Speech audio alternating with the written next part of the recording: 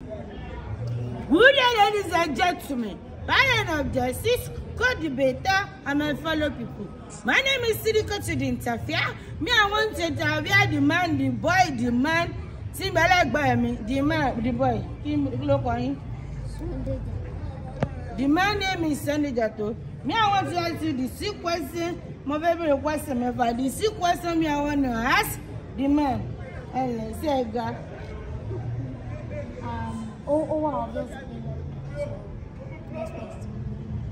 the man in no ga, the man in no talk, the man say man yagbe.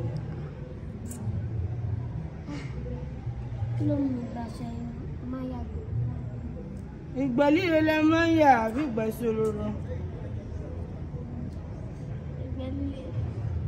The man ìyàgbàlí le tí man le kondo, the man the ìgbà tí wọ́n man ṣe ṣe man gbin tẹ́ bá fẹ́ yàgbẹ́ the man. The man dey gbin tí wọ́n bá fẹ́ city. The man ṣe man jẹun.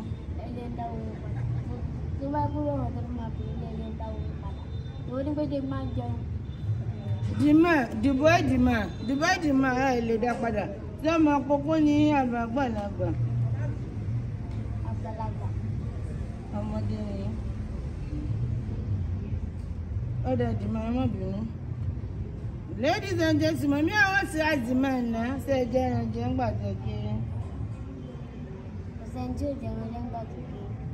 Mi ní olè ní ẹtìjẹ lè rìn. Technically. Lẹ́gbẹ̀ẹ́ kan olè ẹjẹran jẹ ni wọ́n. The man, mo fẹ́ bèrè question ṣé ẹ máa ń sùn.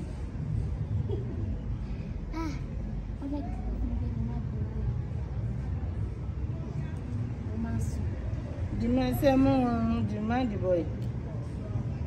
Báwo me ìwé mi kò máa ń ṣe bí máa ti sùn kí tó mi bí mo rẹ̀ àmọ́ mi kò máa la nílẹ̀ bí mi ìyá máa. Ṣé mo ń já tẹ́tẹ́ bá sùn?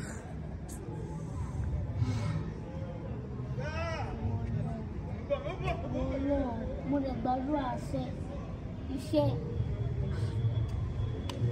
The man, ẹ dáwọ́ padà ẹ get gbogbo question yìí. Kí n dáwọ́ padà after tí fídíò ti dáhùn. The man ẹ dáwọ́ padà. Àbí. Ẹ wo ọmọ kékeré ni yín gbẹ̀yìn o, ìmí ọ̀rọ̀ ayé o. Ẹ parí tàbí. The man, size ọmọ kókó lè máa ń wọ̀ bí size àgbàlagbà. Mo ń wọ size 31.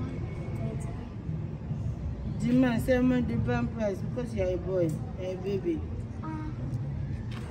Iṣẹ́ ni mo bèrè bàbá, iṣẹ́ ni mo bèrè. The man in the ladies and gentlemen, my name is SIDI to the interfere. The boy, the man, I'm going to go at the see me and I'm going to cooperate. Me, you see you guys later. I love you guys. Bye.